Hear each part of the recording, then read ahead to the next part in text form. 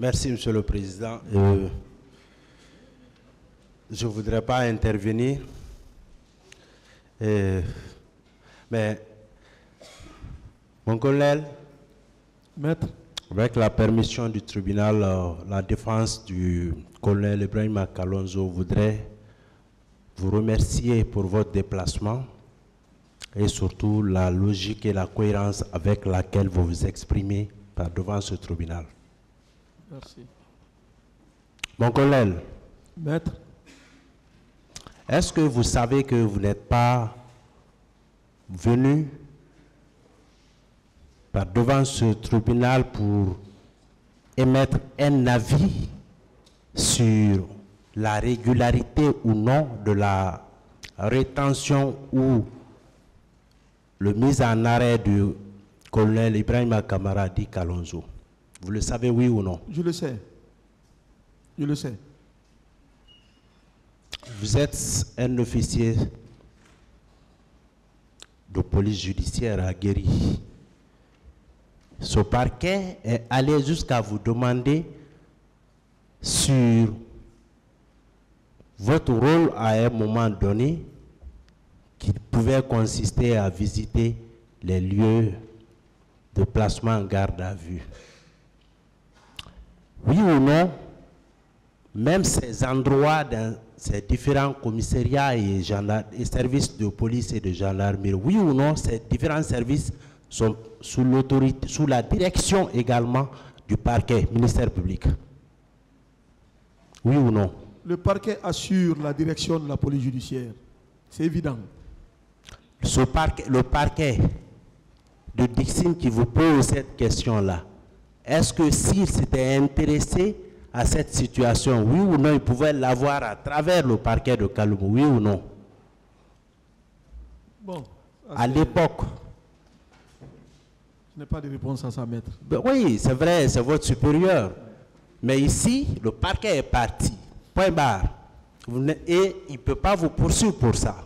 Donc, je reviens au débat. Hein. Et on vous a posé la question de ce que vous savez des événements du 28 septembre. Vous avez dit ce que vous devriez dire. Mais nous, on vous a fait venir pour des motifs précis, pour des raisons précises et pour des réponses concises. Et nous les avons. Le tribunal a aussi les réponses, en tout cas, aux questions qui vous sont posées. Je veux vous demander, la partie civile de l'autre côté est allée jusqu'à vous dire, est-ce que en rentrant, soit dans un violon ou dans une salle, au fait des jeux de mots parfois qu'ils ne maîtrisent pas. Mais moi, je vais vous parler en termes militaires. Concernant le colonel Ibrahima Kamaradi Kalonzo, au moment des faits, en tant que capitaine,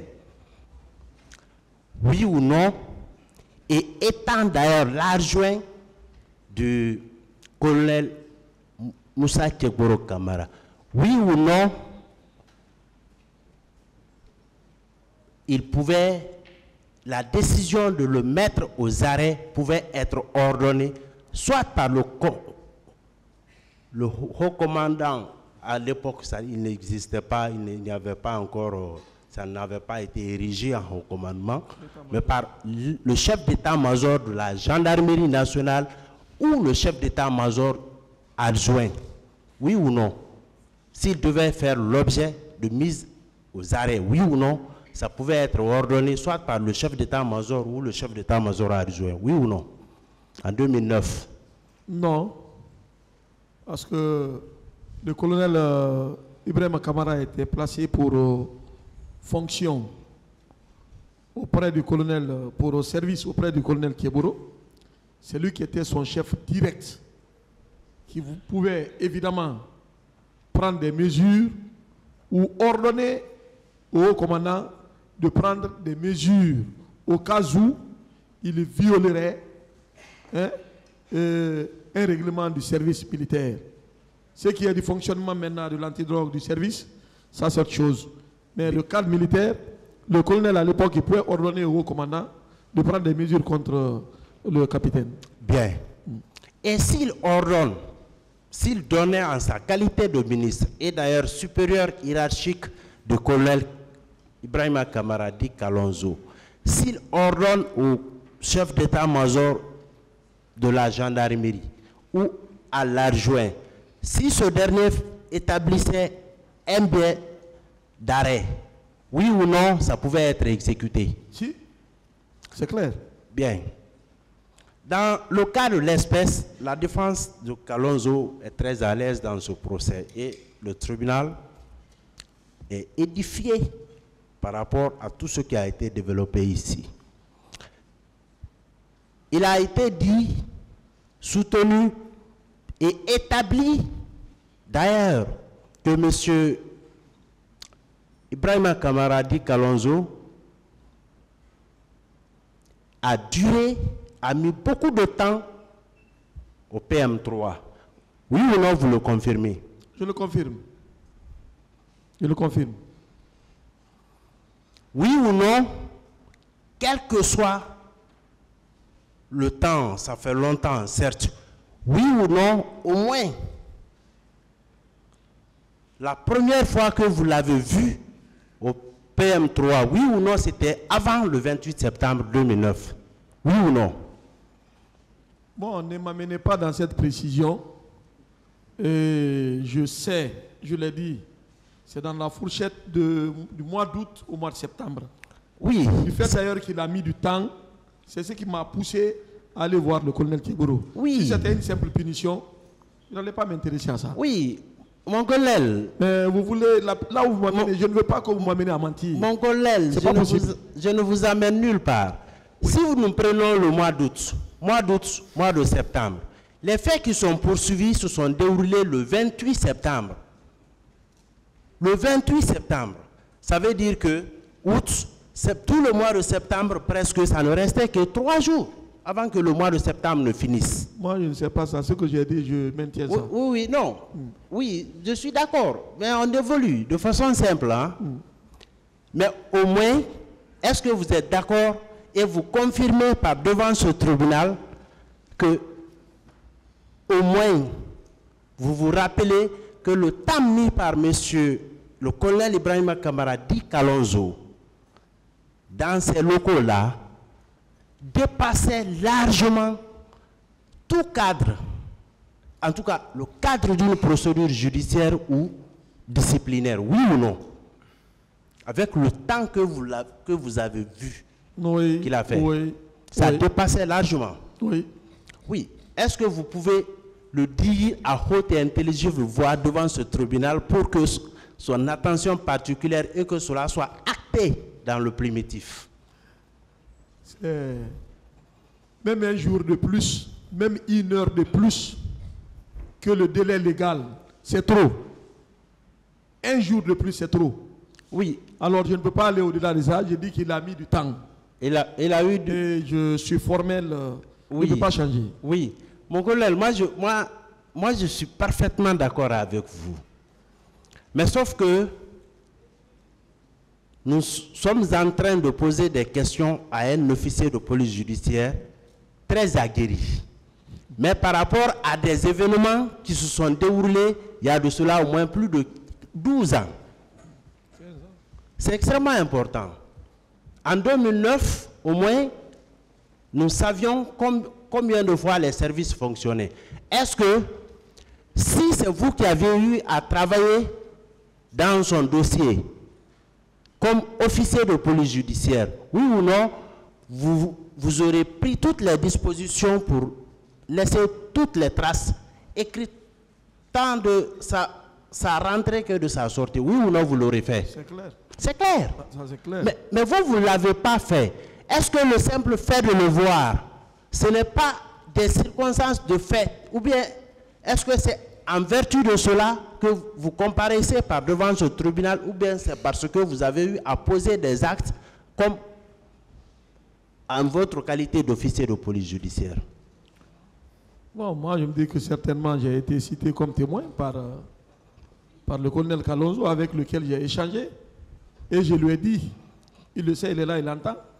Bien. Je ne mentirai pour personne. Bien, merci. Merci, Pour personne. Merci, mon colonel. Mon colonel. Est-ce que vous avez eu à parler avec lui avant d'être là? Non, j'ai parlé avec lui, ils m'ont cité comme témoin. J'ai parlé avec Maître Béa, parce que j'étais en Côte d'Ivoire. Je les ai dit, si vous me faites venir, ce n'est pas pour vous faire plaisir. Ce que je sais, c'est ce que je dirai. Je ne me dirai jamais.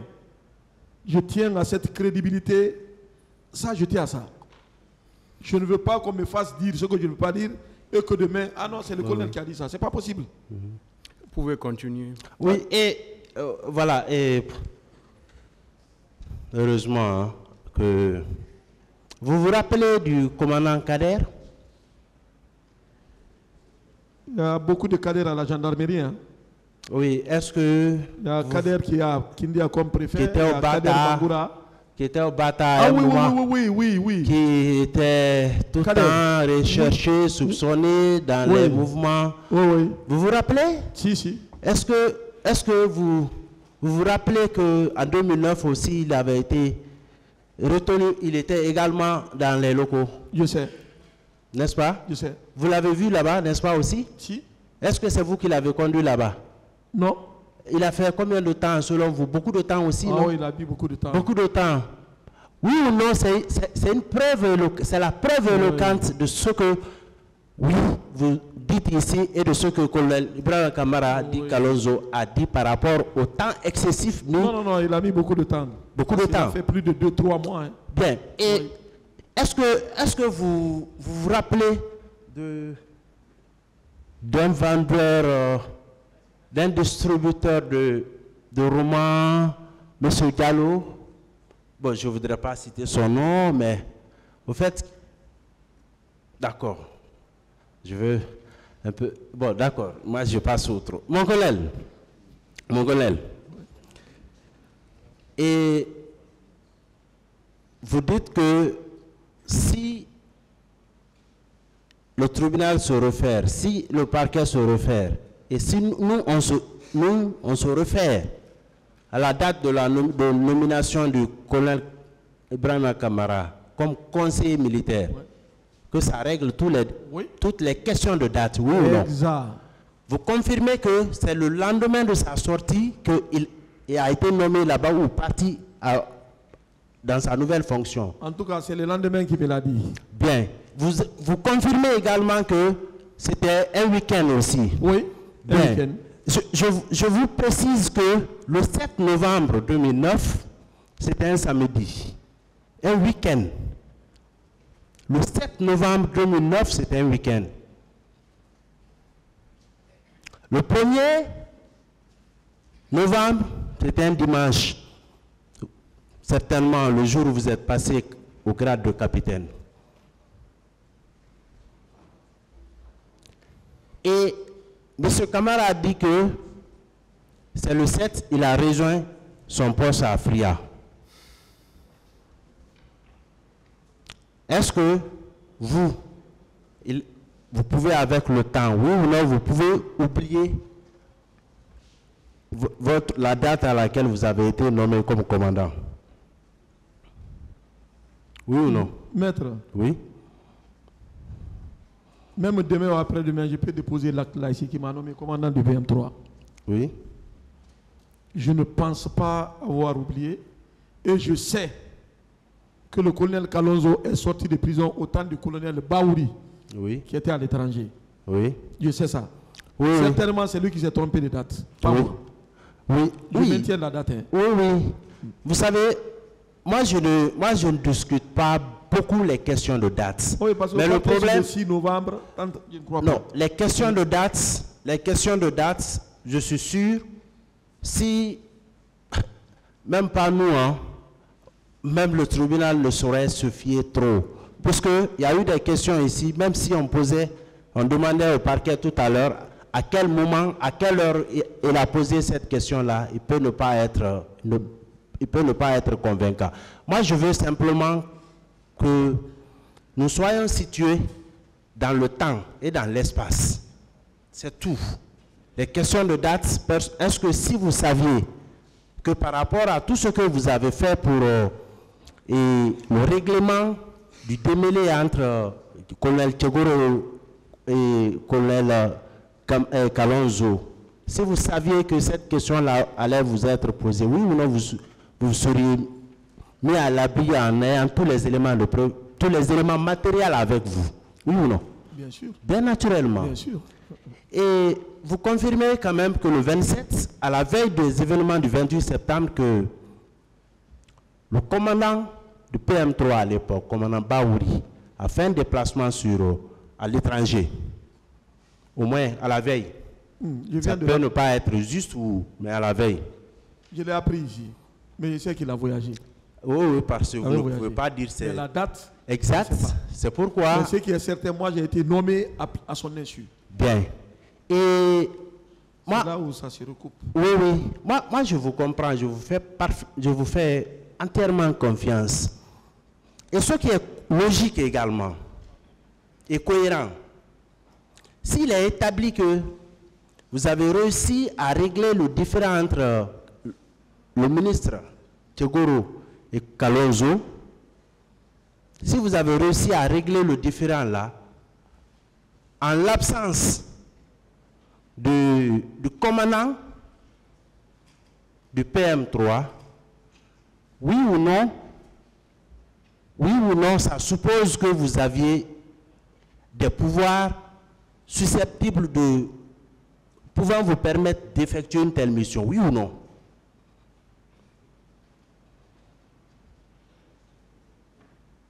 Je ne suis pas. C'est-à-dire, je veux dire, pendant que le commandant PM3 n'est pas là, vous n'êtes pas commandant, vous n'êtes pas adjoint, vous n'avez pas reçu pouvoir du commandant ni de l'adjoint de régler.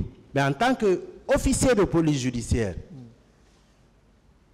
ayant constaté une histoire de malentendu entre un de vos camarades et un de vos aînés, si vous réussissez à régler cette histoire, en l'absence du commandant, étant donné que ce n'est pas vous qui l'avez placé ou qui l'avez mis aux arrêts, oui ou non, vous ne saurez réussir cette mission qu'en vertu au moins d'un certain nombre de pouvoirs, oui ou non? Oui. N'est-ce pas? Oui. Est-ce que ce n'est pas en vertu de ces mêmes pouvoirs que vous vous êtes permis de rendre compte au chef d'état-major de la gendarmerie? N'est-ce pas? Bon, oui. Logiquement, le colonel Baouri était mon chef. Oui. Mais le général Baldé, oui. Le colonel Tchegoro et moi sommes des camarades. Nous appartenons à la même promotion. Oui. Moi, je sais cela. Il y a ce truc-là qui a un peu joué dedans.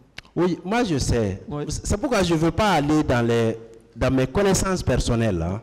Moi, je veux rester dans les faits. Moi, je ne veux pas aller sur ce terrain. Ce que je veux dire, le PM3, le service là, est-ce que vous pouvez accepter de nous dire PM3, ça veut dire quoi pour au moins même ce parquet là ou ce peuple là? Ça signifiait quoi? Bon, PM3, c'est une ancienne appellation depuis la Révolution. Oui. On disait PM3, peloton mobile numéro 3. Il y avait le PM1, PM2, PM3, ainsi de suite. Bien. C'était une ancienne appellation qui a perduré. Et les gens ont toujours ça en tête. Oui, mais voilà. Oui, effectivement, ce peloton mobile, à l'époque, oui ou non, avait aussi une certaine mission disciplinaire à l'égard des hommes, des militaires, des gendarmes, oui ou non? C'est évident, c'est évident. Comme une forme de police militaire à l'époque. Ça jouait les deux. C'est ce que le parquet là ne comprend même pas dans le fonctionnement du PM3 à l'époque. Et joue les deux. Voilà. Mon collègue, vous confirmez que après avoir réussi à régler le démêlé entre les deux, vous avez rendu compte au chef d'état-major de la gendarmerie. Oui. N'est-ce pas? Oui. Est-ce que vous êtes d'accord avec moi que certainement que en dehors de vos relations de promotion entre vous, l'ancien chef d'état-major de la gendarmerie, colonel Tchegoro, qui était ministre, Oui. et Kalonzo, Et notre ancien. en dehors de ces relations-là, est-ce qu'il pouvait exister d'autres moyens ou d'autres mécanismes qui pouvaient vous permettre de rendre compte des œuvres effectuées entre les deux au chef d'état-major de la gendarmerie? Est-ce que c'était possible? Je ne pouvais même pas m'élever contre la décision de son incarcération. Bien, C'est les relations qui ont prévalu. bien. Vous avez connu François Béavogui? Vous vous rappelez? C'est mon ancien en France. Et mon ancien En 2009, Ouais. à quel moment il est resté au commandant adjoint jusqu'à quel moment? Vous vous rappelez? François, c'était, je crois, en 2009. Hein? Ou toujours en 2009? 2009. Mais est-ce que le jour, le mois, vous pouvez vous rappeler de ça? Non, non, non, non. Vous ne pouvez pas vous rappeler de ça, Pas du tout. n'est-ce pas? Non. Mais est-ce que vous vous rappelez qu'un jour, l'ancien chef d'état-major de la gendarmerie, Baldé, est-ce qu'il s'est rendu à votre service et au cours de laquelle visite, il a demandé de régler des situations en détention ou en rétention excessive, notamment du cas de Ibrahima Camaradi Kalonzo? Est-ce que vous vous rappelez? Non, non, parce que le général Baldé, à l'époque, nous sommes allés à Matam, le colonel... Est-ce que vous vous souvenez de cela? C'est pas arrivé. Une autre Ça, c'est pas question. arrivé. Ouais, C'est ce que je voulais lui faire savoir. C'est pas arrivé. Bon. Le colonel Kalonzo n'a pas C'est été à bon, Matam. s'il vous plaît. oui, on va aller vite, c'est bon. On finit maintenant. Et le 28, mais vous confirmez que le 28 septembre, vous ne pouvez pas, vous confirmez que ce n'est pas le 28 septembre, M. Ibrahima Kamara a été libéré de Kalonzo. Non, le 28, moi j'étais au service. Donc ce n'est pas ce jour-là. Non, non, non. Merci, Monsieur le Président.